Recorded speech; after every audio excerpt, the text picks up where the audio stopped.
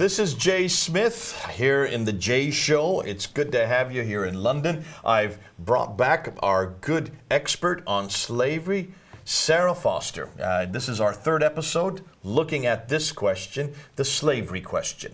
This is a question that you have always heard growing up was only uniquely a European problem, a Christian problem.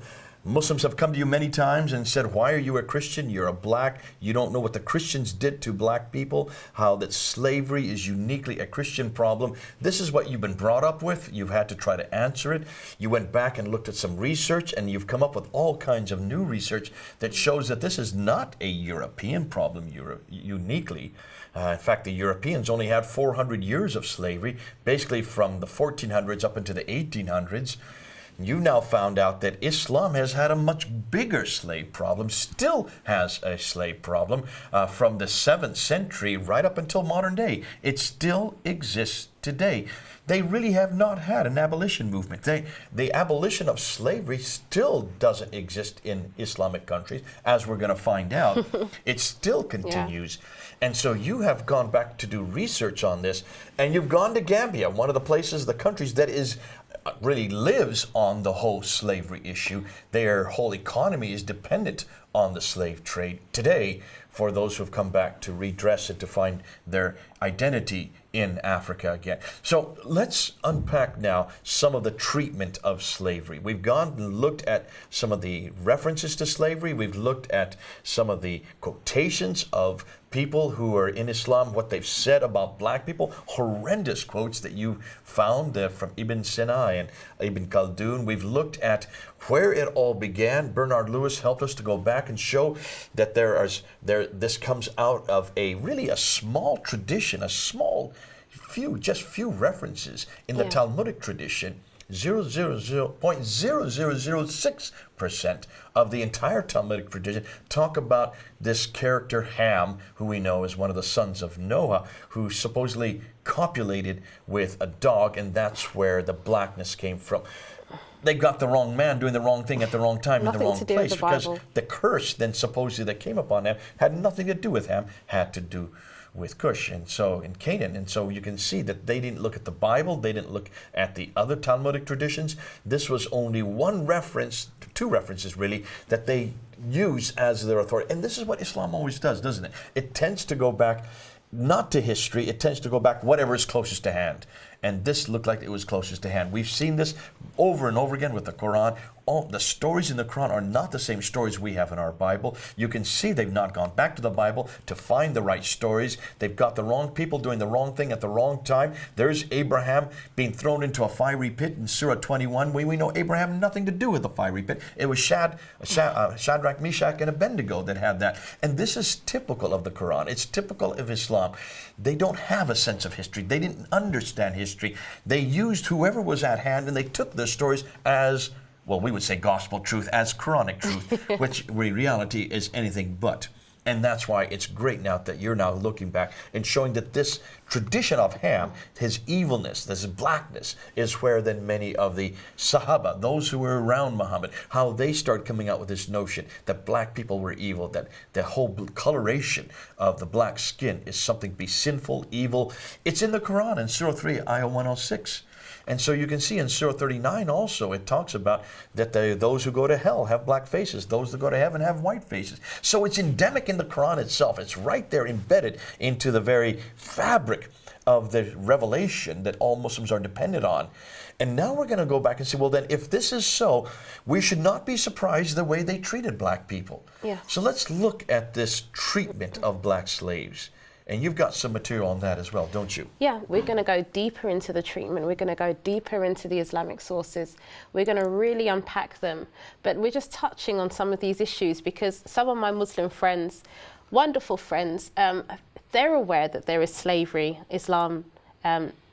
Slavery is allowed in Islam. We see in many places, we're going to come into it in subsequent episodes, where it says, in order to repudiate your sins, you sell a slave. They know Muhammad has had slaves, And so they say, but it's different from the transatlantic slavery. We have to treat them well. We have to give them the same food that we eat. We have to dress them the same way that we're dressed. It was more humane. Really, they were part of our family and we were looking after them. So this is another thing that I've heard where some of my Muslim friends who do know about slavery say, well, the slavery was a lot more benign, a lot more loving than it was in the West. They weren't really slaves, they were part of the family. They were a part of the family. They were a part of the family. It's that romantic view of slavery. Where does that come from? Because does that fit the historical record? Well, so that's what we're looking at now. John Azuma, a professor here in the UK. Dr. John Azuma did his doctoral thesis on this very issue, didn't he? Yeah, he looked at Arab Islamic slavery and the legacy that it left in Africa. He notes this. He says, in areas like North Africa and the Middle East and Turkey, black slaves did the meanest and hardest work. So there was a different differentiation between this colour of the slaves that they had, and it was always the black slaves that did the meanest and hardest work. They were the ones who, well, we'll see it here. He goes on to say in the first generation, and plantation slaves in Muslim lands was as harsh and as cruel as in any other such system. So he's saying that the claim that slavery, Islamic slavery, was a lot more benign, a lot more loving, where it's just part of the family, he says it's not true at all. In the harshest systems that you've seen around the world, Islamic slavery was just as harsh as that in some areas, just as harsh. And it goes on, Tabari, in the 10th century, we mentioned him before, he talks about Zanj revolts. So this is the Zanj people, the Africans on the East Coast who were taken as slaves. They actually revolted because the treatment was so bad. Now, if you were treated as part of the family, you know, given the same food, the same clothes, are you going to go and revolt? No. You wouldn't. No. You wouldn't. But because they were treated so harshly, it says that they were employed in groups between 500 to 5,000 men. So this is not part of the family, is it? These are people working on the land, and it was the hardest land. These were the salt marshes in southern Iraq in some places. Really hard, demeaning, degrading work. We wouldn't really put people out there anymore. We'd get machines to do that. But this is where they put 500 to 5,000 of Zanj people and made them work in these really hard conditions. Even Tabari says their condition was extremely bad. They were literally pinned down there, hopeless and homeless. Now, this is not a loving situation, is it, for the black people there? And in fact, look at the date that these revolts began in 689. We're talking about the 7th century. So almost immediately, if it was so benign, then why, we're talking about within 60 years of Muhammad's death, you have these revolts happening. You don't revolt if you're enjoying it, if you're part of the family, if you're eating the same food as everybody else, if you're nothing more than an employed servant. Yeah, so this is just after the Rashidun period. This is when Islam is expanding, its influence is going out from Arabia, out into Iraq, into all these Arab countries. This is the Umayyad Caliphate. We've now moved in. We're now coming up to the time period, actually, 689. We're now into the period of Abd al-Malik. In this period, when we're seeing Islam spread, which is meant to be, as my Muslim friends tell me, treat people in a loving way, we're seeing people revolts. This seems to suggest, therefore, this is redactionism. They are redacting what they would like to see, what they would want to see today. And they do mean it. And most Muslims that you've talked to do want slaves to be treated well. I have wonderful Muslim friends who are loving and would hate any of this, would never treat anybody this way. What we're finding is an awful lot of what Muslims believe today just does not fit the historical record. That's why it's so good what you're doing, Sarah. You're actually going back to see what really did happen. Something that any scholar should do. Something that Muslims need to do. We're doing it for you, but please check up our sources. If we are wrong, throw it at us, hang us with it, because we're quoting your sources. We're going back to your earliest traditions. This is going back to the 7th century, and we're finding that this was not the case. They did not treat them nicely. Let's go back and see what Lewis says. We talked about in the last episode. Yeah. He is one of the formative scholars on Islam today. What does he say? He says white slaves were rarely used for rough labor and filled higher positions in domestic and administrative employment. So there's a clear distinction between the type of work that white people did, white slaves did, and the type of work that black slaves did. And notice how we're even using that terminology now. Colour has been fixed. There's white slaves and now there's black slaves. The white slaves don't do the hard labour. And comes up all the time, this superiority of the Arab. Yes. The idea that Arabs are at the top of the pole. They are, God is up here. Then comes the Khalif, which must be from the Arabs, must be chosen from the ulama, which would be only Arabs. The ulama would be the religious scholars, the Sahaba, the very beginning. And this is a very big dispute as to between the Shiites and the Sunni, and who should this be? But it's very clear that the Arabs are the next rung. And then you have the Jews and the Christians. Well, you have the Ummah, which would be the believers underneath that. But then underneath that would be the Jews and Christians, even below the believers. And at the very bottom would be the Kafirs. So this idea of Arab superiority. Let's go back to the tafsir. Let's go back to Al-Tabari. We've mentioned him many times before because he's the first to write down the tafsir and the tahriq, which would be the commentaries and the histories. There's a strong hierarchy. My Muslim friends tell me this all the time. The Arabs today see that they believe they own the world, and they treat the other Muslims, Filipinos especially, tell me this. When they're working as maids, they're not treated as maids. They're treated as slaves even today. I've had numerous conversations with black Muslims, and they're like, when are you going to become a Muslim? And I said, even after Islam, it does nothing for the hearts. I said, you know how Arabs treat you. Even in Islamic countries, you know how you're treated. And they never deny it. They say, yeah, but that's just the Arabs. They never deny that. And where does that come from? Well, let's go back to Al-Tabari. Because Tabari says that, doesn't he? Let's go ahead and look at the quote that he has here. He says, Arabs are the most noble people in lineage, the most prominent and the best in deeds. We were the first to respond to the call of the prophets. We are Allah's helpers and the viziers of his messengers. We fight the people until they believe in Allah. He who believes in Allah and his messenger has protected his life and possessions from us. As for one who disbelieves, we will fight him forever in Allah's cause. Killing him is no small matter to us. Oh dear. There's so many things you can unpack from this quote. And we're just looking at the Arab superiority, but the fact that they want to fight until you believe, we don't see that anywhere in the Bible. No, isn't this? I mean, this is so different than everything that we've come across. It's difficult even to listen to this because it seems to me that there is a racial superiority built into this. One of the verses that I love in the Bible, I can't remember the reference right now, but it's, do not think of yourself more highly than you ought. Yeah. And if everyone obeyed that, then we would serve one another. We would love one another. We would realize that each of us are made in the image of God. So I must respect you because God has made you. God has made you special. I cannot dominate you. Who am I to dominate you? God has made you. And so if people kept with that, we wouldn't find things like this. We certainly wouldn't find people saying the Arabs are superior, or the Jews are superior, black people are superior, white people are superior.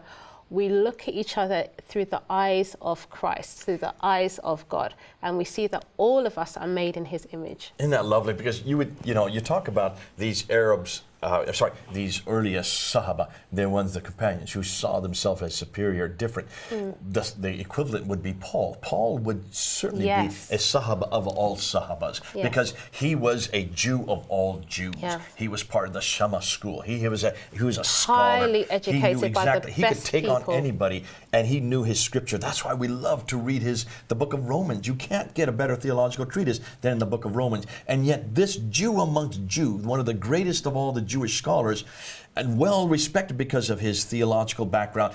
Look and see what he says in Galatians chapter 3, verse 28. For there is no difference between man or woman, Jew or Greek, slave or free.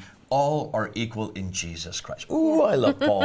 Of all people, you would have thought he would have been said about Jews above everybody else. I'm a Jew. You would have thought he would be the first to be the best of all Jews and would have wanted them to retain that Jewish tradition. But no, he said, no, there's no difference. Jew or Gentile, we are all equal in Jesus Christ. Yes. There is no iota of any inkling of this idea of some group are superior to others. No. We are all the priesthood of all believers. No. Doesn't matter what race, doesn't matter what background we come from. And you remember Philip going to the Ethiopian, the eunuch.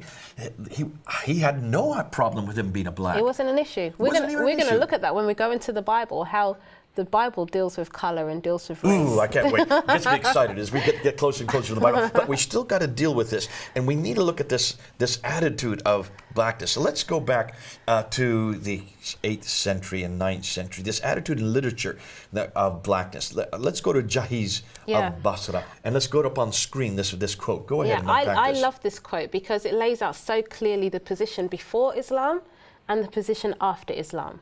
So Jahiz says this, he says, he's a black poet, and he's saying, it is part of your ignorance, he's speaking to Arab Muslims, that at the time of heathendom... That's the Jahiliyyah period. They always talk about the period of ignorance, that they despise it. Yeah. And yet he's looking at that period. Yeah, he says, at that time, you regarded us as good enough to marry your women. So in the Jahiliyyah period, we were fine. good enough to marry your women. So the black people, black men, he's a black man. The black man can marry the Arab woman. It was absolutely fine. Yet, when the justice of Islam came, you considered this wrong. Oh, wow. I mean, this is telling right there.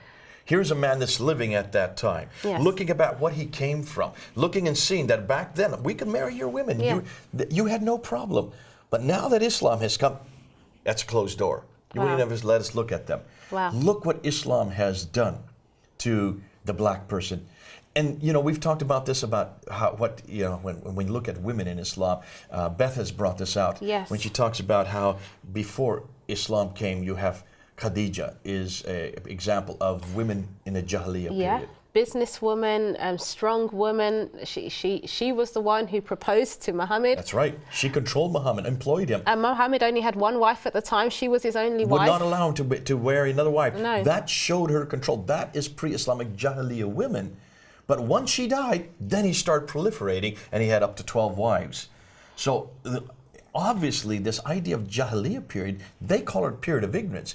We would say it's the other way around. Black people at the time said the period of ignorance was better than what Islam has brought. They were equal to Arabs. They were equal to whites. They were equal to all of the race. There was not this racial tone, as you brought up in the earlier episode. There was no idea of coloration in that period. Because color was fluid. It was fluid, as you said, and the quotes show that. But now he is saying, look at the dates. This is the 8th and 9th century. So he's still in the early periods of Islam. He's saying back in that period, we could marry your women. Now we can't even touch them. What an indictment against Islam. What a change. A change for the worst. It's gone downhill. And we have seen this over and over again. Islam does not ennoble. Islam does not bring good. Actually, Islam eradicates nobleness and brings about evil, especially when it comes to the whole idea of coloration. Let's look at Muhammad himself. This is something I had never seen before until you introduced this to me. And I thank you for this, Sarah. I've always thought Muhammad, who is Muhammad? Well, he's the paradigm for all people. So therefore, he is the model for all people. And of course, everything you hear about Muhammad, he was the best husband, the best father, the best warrior, the best lover, the best in every category. He is superlative because he's the example for mankind. Exactly. That's what and the you Quran can see a lot tells of this is embellishment from oral tradition. But it's what his appearance looked like that really is fascinating. Yeah. Now, you've put together a slide here, and we can go to that slide because I want to look at that appearance, unpack that for us as we do it, and put it up on the slide to show exactly how they described Muhammad. Yeah, so previously we looked at the fact that when it was talking about blackness, it was evil, it was dark, it was unintelligent, but whiteness was pure. And you had black people saying, even on the outside I'm black, but inside I'm white. So there was this desire to be white.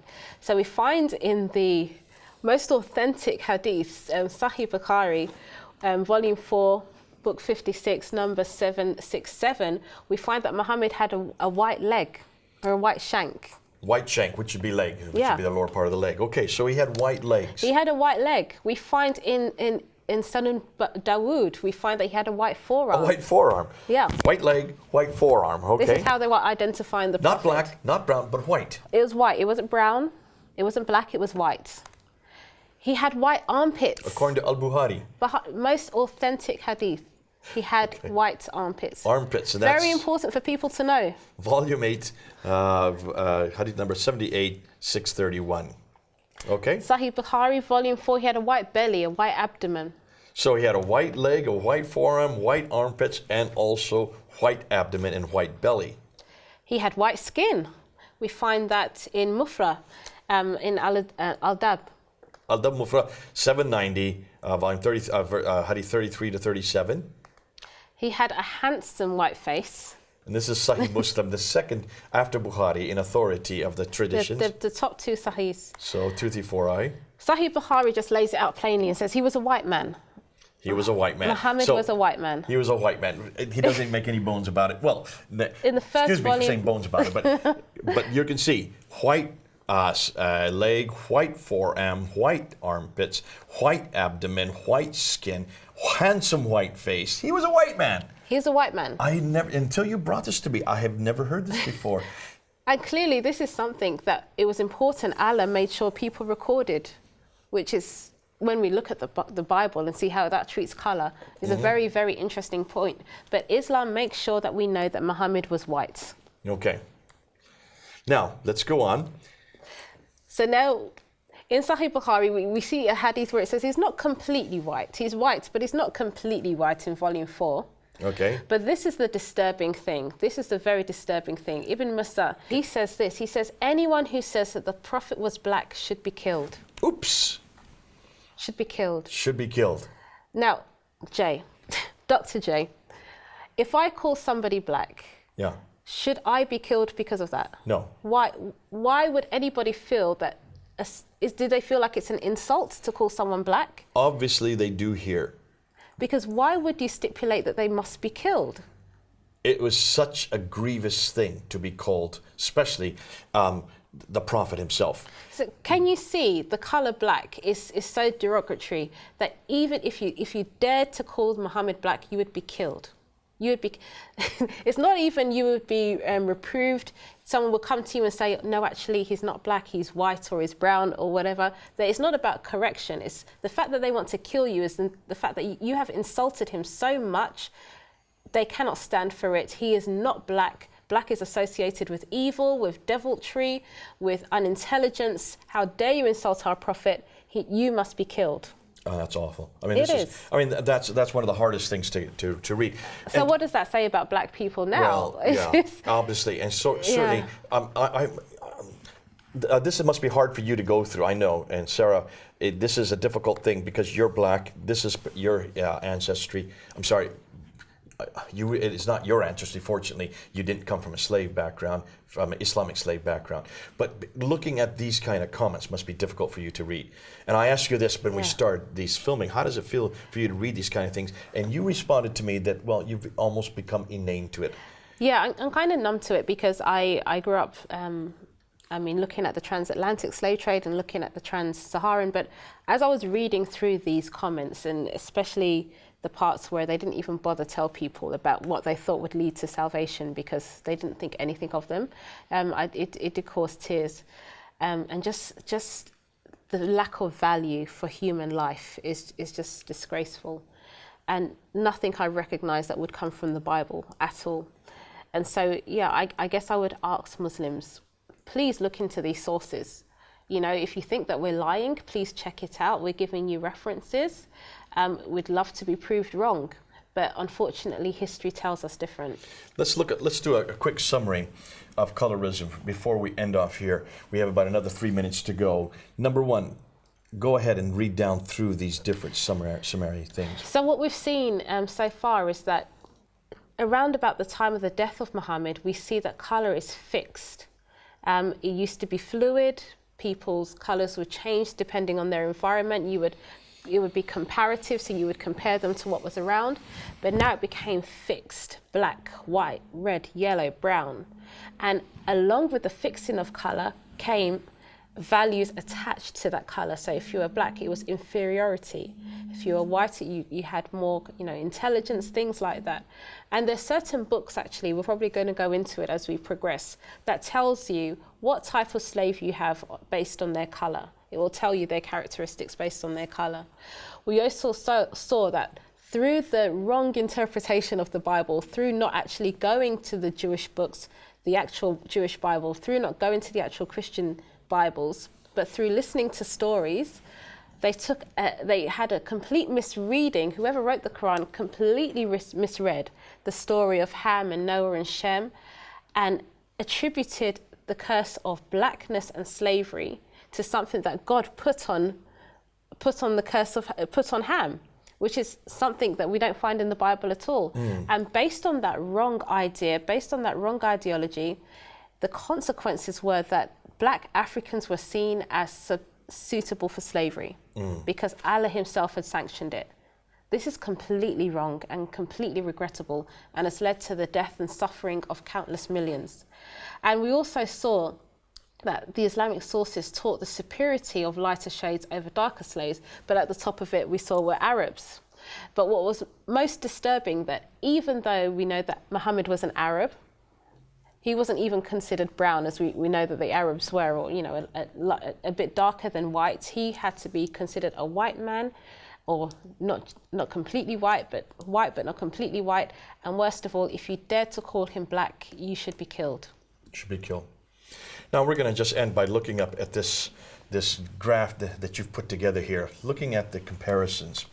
On the left side, you have the Islamic slave raids in Africa.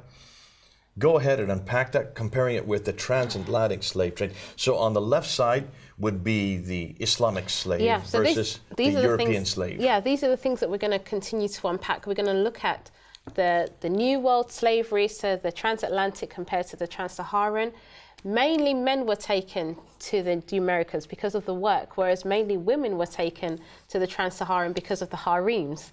So in the European slave trade, they took them right over to the Americas because they have huge plantations. Yeah, the sugar plantations fields need an awful lot of manual labor, and that's why they brought them over there. They brought them as families so they could procreate, so they could have children to continue the slaves, to increase the number of slaves. So it was in their best interest to make sure that the families were maintained. Yes. Men and women would work. Men and women also would procreate. Whereas in the Islamic slave, there were no plantations. They didn't need men. No. They needed mostly women. Very few plantations, and it was mainly women, just so that they could have a harem. For sex, and also as the slave girls to take care of the household. Yes. The only men they really needed were eunuchs. Yeah. We're going to get into that. And it's terrible what we've heard about the eunuchs, what John Azuma's found. That's not for today. We're going to get to that later on. But we're going to just put this up there. We're going to start with this in the next episode, doing a comparison. We're going to move on from there and start looking at some of what we now know about the slave trade, doing comparisons between the two. We're going to look at Europe. We're going to look at Asia. We're going to go into all of this. We're going to look at the abolition struggles, what it looked like in the transatlantic to what it looked like in the trans-Saharan. And we're going to consider the fact that the transatlantic was stopped just under 400 years, where the trans-Saharan lasted for at least 1,300 years and still goes on in some still goes places. on today. Listen, this has been an awful lot to unpack. We know that an awful lot of this is new for you, especially you Muslims. You've never come across this before. It's difficult to hear. We know that probably some of you are getting upset, but please don't get upset with Sarah or me. We're not the ones that are actually trying to impose on you. What we're saying is, when you look at history, make sure that you look at it correctly. When you have these viewpoints, and you do, many Muslims have these viewpoints concerning their own past. An awful lot of it is not based on history. What Sarah has done is to go back to history to find out whether or not the suppositions that you have been brought up with were accurate. And what we're finding out, they were not accurate. An awful lot needs to be yet unpacked. We have much to share with you. Stay with us. This is Dr. J. Smith here in London with Sarah Foster. It's been great to have you, and we want to see you back again. This is Jay then, over and out.